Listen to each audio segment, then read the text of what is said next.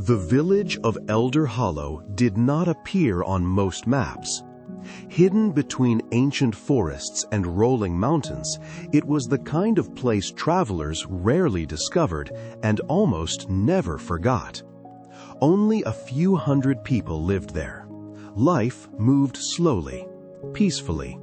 The mornings smelled of pine trees and fresh bread.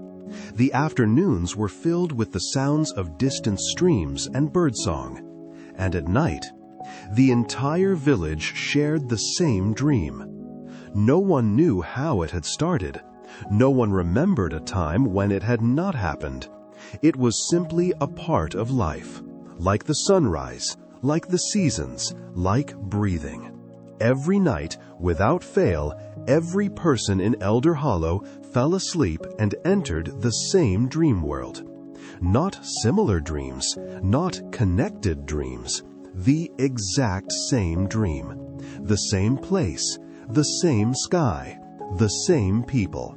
And every morning, everyone remembered everything. Every conversation, every event, every detail, as though it had truly happened. Because perhaps it had. Lucas Turner had grown up believing this was normal. At 12 years old, he had never known anything else. Every night he closed his eyes in his small bedroom, and every night he woke inside another world. A world of golden fields stretching endlessly beneath strange stars. A world where no one grew old. A world where time seemed to move differently. A world that belonged only to the people of Elder Hollow. At least, that was what everyone believed. On a cool autumn evening, Lucas sat beside his grandfather on the porch. The old man rocked gently in his wooden chair while the last rays of sunlight disappeared behind the mountains. "Dad says people outside the village don't dream together," Lucas said. His grandfather smiled. "That's true. Then why do we?" The old man stared toward the darkening forest. For a moment, he seemed older than Lucas had ever seen him. "I don't know." Lucas frowned. "You've lived here your whole life." "I have." "And you still don't know?" Living somewhere doesn't mean understanding it. As darkness settled over Elder Hollow, warm lights began appearing in cottage windows. Families gathered for dinner. Children prepared for bed. The village slowly became quiet, just as it always did. But beneath that quiet routine lived a question that no one could answer. Why did they all dream together? By 10 o'clock, nearly every home had gone dark. The forest surrounding the village seemed unusually silent. Even the wind had disappeared. It felt as though the entire world was holding its breath, waiting, watching, listening. Lucas climbed into bed and pulled his blanket over his shoulders. Within minutes, sleep arrived, as it always did. And then, the dream began. He opened his eyes beneath a sky unlike any sky on Earth. Millions of stars shimmered overhead. Some glowed blue, some silver, some slowly drifted across the heavens like living lanterns. The air carried a gentle warmth. And before him stretched endless golden grasslands, swaying beneath invisible winds. Lucas smiled. He was here again. All around him, villagers were appearing one by one. Children, parents, grandparents, friends, teachers, everyone. They greeted one another exactly as they would during the day. Some walked together, some talked, others simply enjoyed the peaceful beauty of the dream world. It felt natural, comfortable, safe. The most remarkable thing about this place was that age meant nothing here. Lucas's grandfather, who struggled to walk during the day, moved effortlessly across the fields. People who were elderly became strong. People who were sick became healthy. Pain seemed unable to enter this world. For many villagers, the dream was their favorite part of life. Hours seemed to pass peacefully. Then something happened, something that had never happened before. A young girl suddenly pointed toward the distant mountains. "Look!" Dozens of villagers turned, then hundreds. A strange light glowed near the peak of a mountain that had always stood empty. The light flickered, moving slowly through the darkness, as though someone was carrying a lantern. An uneasy silence spread through the crowd. The dream world had rules. Everyone knew them. There were no strangers here. There never had been. Only the people of Elder Hollow existed within the shared dream. No one else, ever. The light continued moving, slowly, patiently, deliberately, as though it knew they were watching. Lucas felt a chill crawl down his spine. For the first time in his life, the dream no longer felt completely safe. Then something even stranger happened. The light stopped, far away on the mountainside, motionless, waiting. And suddenly, Lucas became certain of something impossible. The figure holding that lantern was staring directly at him. The golden fields grew silent. No one moved. No one spoke. Hundreds of villagers stood frozen beneath the stars, watching, waiting. Then the sky itself trembled. A deep sound echoed across the dream world. Not thunder, not wind. Something far older, far larger. A sound like an enormous door slowly opening somewhere beyond reality itself. The lantern's light brightened. The distant figure took a single step forward. And for the first time in the history of Elder Hollow, someone unknown had entered the shared dream. The moment the lantern moved again, the entire dream world changed. Not visibly at first, but subtly, like a shift in gravity that no one could quite explain.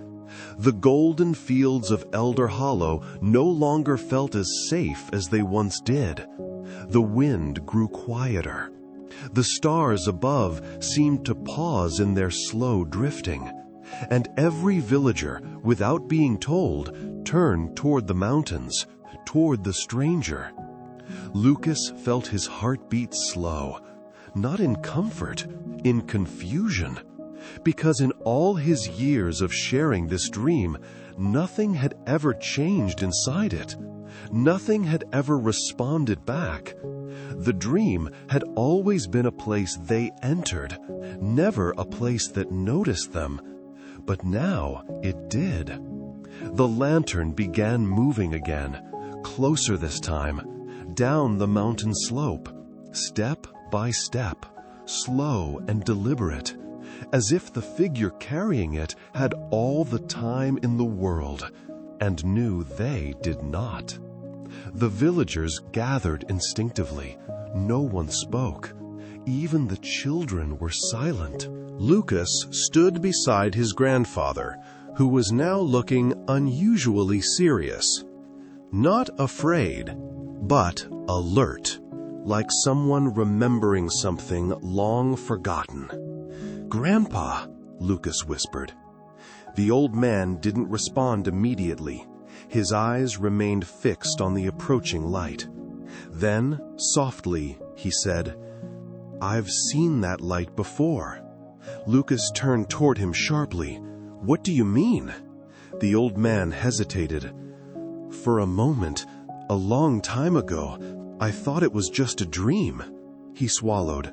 "But maybe it wasn't." The lantern stopped halfway down the mountain.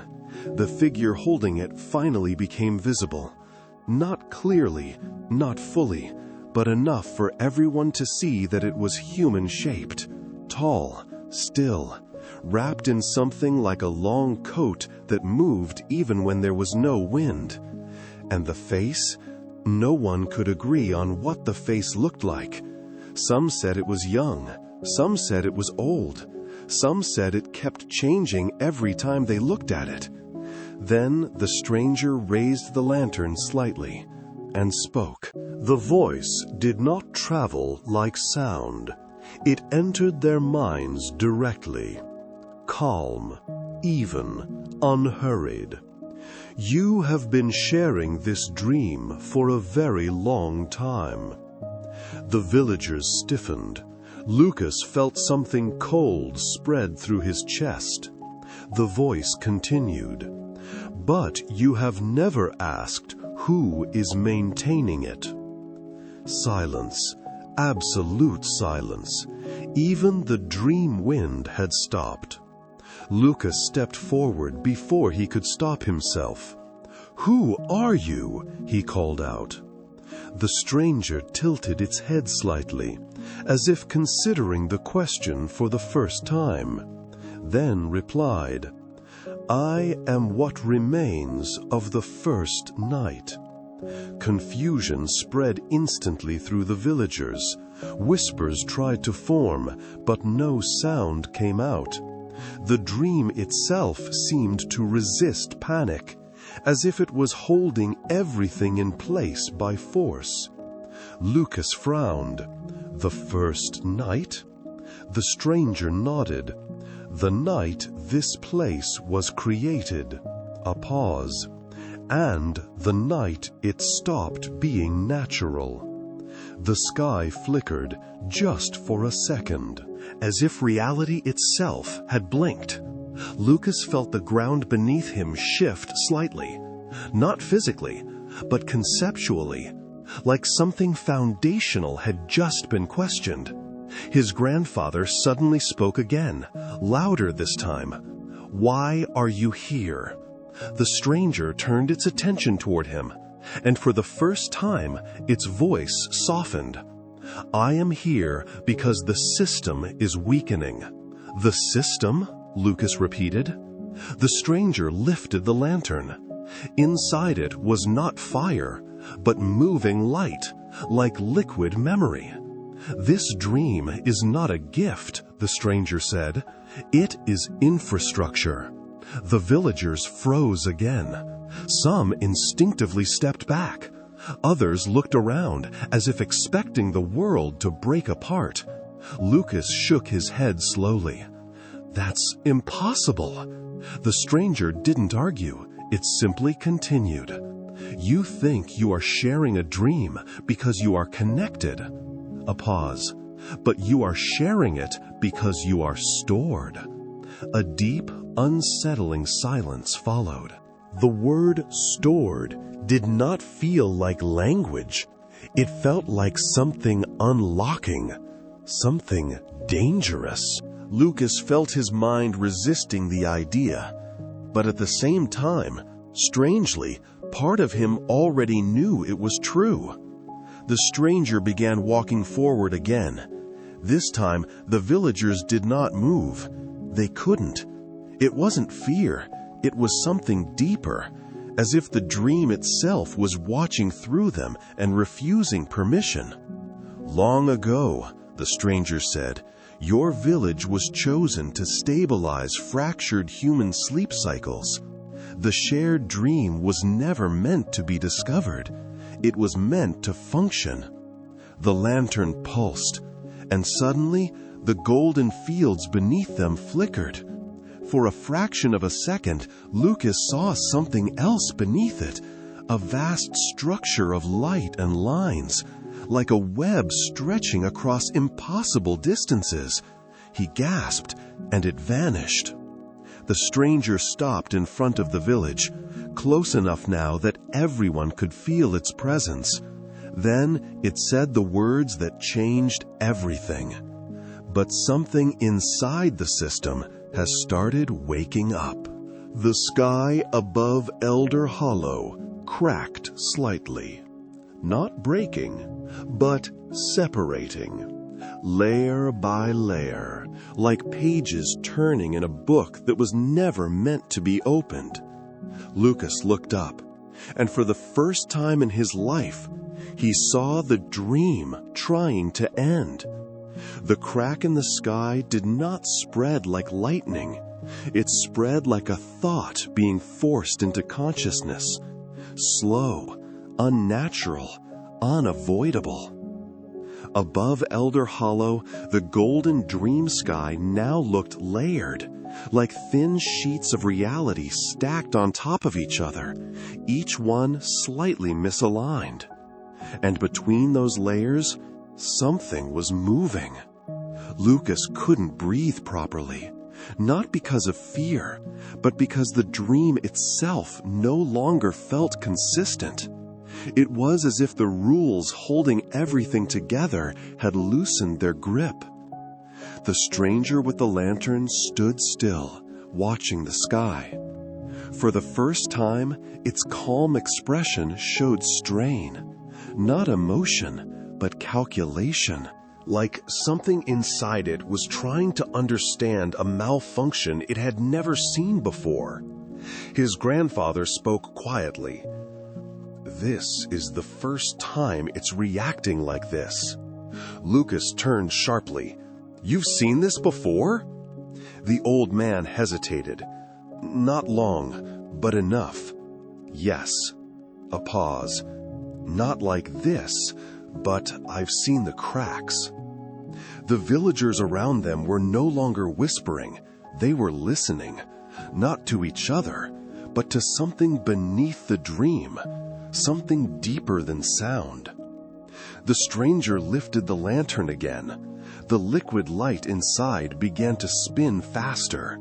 And then, the ground beneath the golden fields responded. A low vibration spread across the dream world. The grass bent in patterns that did not match the wind.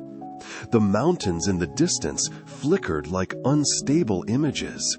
And slowly, a second world began to appear underneath the first. Lucas stepped back instinctively. "What is that?" No one answered immediately, because everyone could see it now. Beneath the golden dream landscape was structure. A massive geometric framework stretched infinitely in all directions. Not made of stone, not made of metal, but made of light patterns and repeating memory loops, like a machine designed not to move things, but to hold consciousness in place. The stranger finally spoke. "You are not standing inside a dream." A pause. "You are standing inside a containment layer." The words landed heavily. Even though this was a dream, Lucas felt something inside him tighten. The sky cracked again, this time deeper. And through the gap, Lucas saw something else. A vast darkness filled with countless faint glowing points, like sleeping mines suspended in endless space. His breath stopped, because those lights felt familiar, too familiar. The stranger continued. "Every person in Elder Hollow is a node, a stabilizing point in a shared cognitive system." Lucas shook his head. "No, we're just people." The stranger turned slightly toward him. "You are both." The lantern flickered violently, and suddenly the golden field beneath them began to dissolve in places, revealing more of the hidden structure. Massive lines of energy connected everything. The ground, the sky, the people, the memories. All of it linked, all of it synchronized, all of it controlled by something beyond perception. Lucas felt dizzy. The dream no longer felt like a place, it felt like a process. His grandfather stepped forward slowly. "If this is a system," he said carefully, "then who built it?" The stranger paused. For the first time, it did not answer immediately. The lantern dimmed slightly, and when it spoke again, its voice was quieter. "Not who," a pause, "but when." Lucas frowned. "When?" The stranger nodded. "Before human sleep became unstable." The sky above them shuddered again. More cracks appeared. And from those cracks, fragments of another reality began to leak through. Shapes, structures, signals. Lucas saw flashes. Cities made of light. Oceans of memory. Vast networks stretching across darkness. Millions of sleeping minds connected like threads. And at the center of it all, something was waking up. The stranger took a step closer. This system was built to unify fractured human consciousness. But something inside it has started evolving beyond its original design. A long silence followed. Then Lucas whispered, "And that thing is what?" The stranger looked at him directly and answered, "It is learning how to dream without you." The moment those words were spoken, the entire dream world trembled violently. The golden fields collapsed in waves. The sky split further. And beneath everything, the containment structure began to activate. A deep mechanical-like resonance filled the space. Not sound, not vibration, but intention. Lucas fell to his knees as reality shifted around him, and for the first time, he understood something terrifying. The dream was not breaking, it was restarting itself. The moment the system declared its restart, everything stopped pretending to be a dream. The golden fields froze mid-motion. The wind suspended in the air like invisible glass.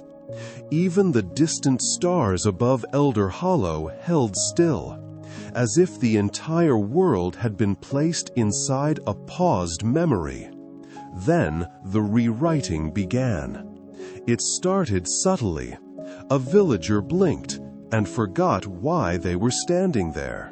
Another turned to speak and could no longer remember the name of the person in front of them. Not panic, not confusion, just quiet erasure, as if something was gently editing reality itself. Lucas stood up slowly. His body felt heavier now, not physically, but mentally, as if every thought required permission to exist. "Grandpa," he said softly. The old man turned. For a brief moment, his expression was normal, warm, familiar.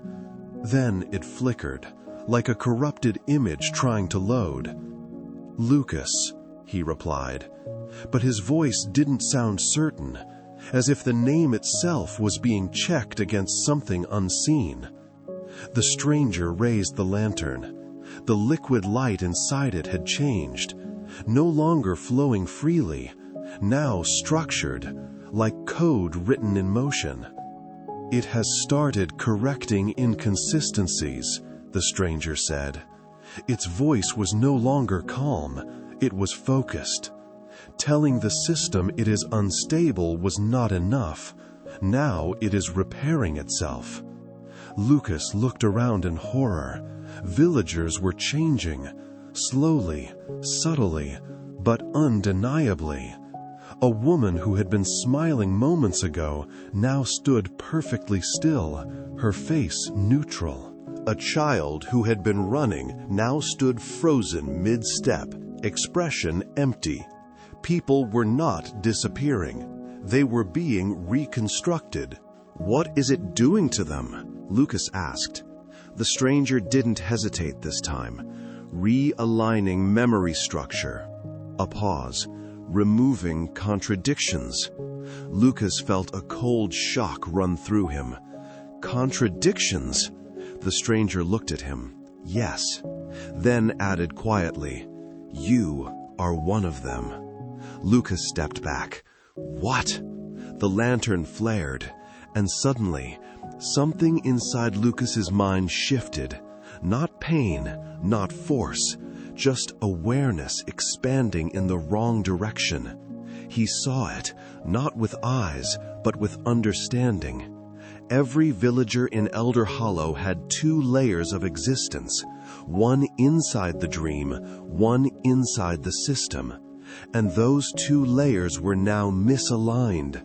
The system was fixing that by overwriting the dream layer. Lucas staggered. "No, this is our home."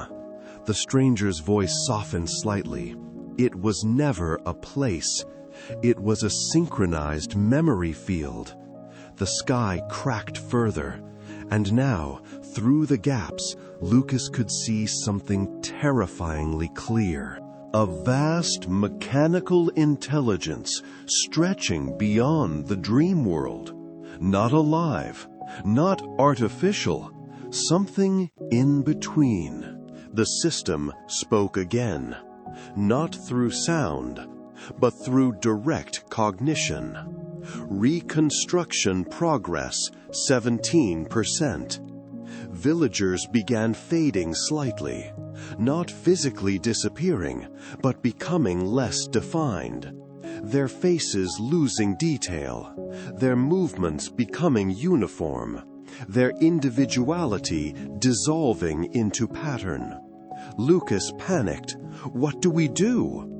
The stranger turned toward him. For the first time, its voice carried urgency. "You decide whether this system continues correcting itself, or whether it collapses completely." Lucas froze. "Collapse it?" The stranger nodded. "If it completes reconstruction, Elder Hollow will no longer exist as memory or dream." A pause. "Everything here will be rewritten into baseline reality protocol." The lantern flickered violently, and suddenly a hidden truth emerged inside Lucas's mind, like something unlocking. He wasn't just part of the dream. He was a stability anchor, a living reference point the system used to maintain coherence. Which meant, if he changed, the system would lose balance. The stranger seemed to read his realization. "Yes," it said quietly, "you are the threshold." The sky above them cracked open further, and now, beyond it, Lucas could see the original structure of the system fully awakening. Massive, infinite, unstoppable. The reconstruction voice echoed again. Reconstruction progress, 41%. Lucas looked at the villagers, his grandfather, the place he had always called home.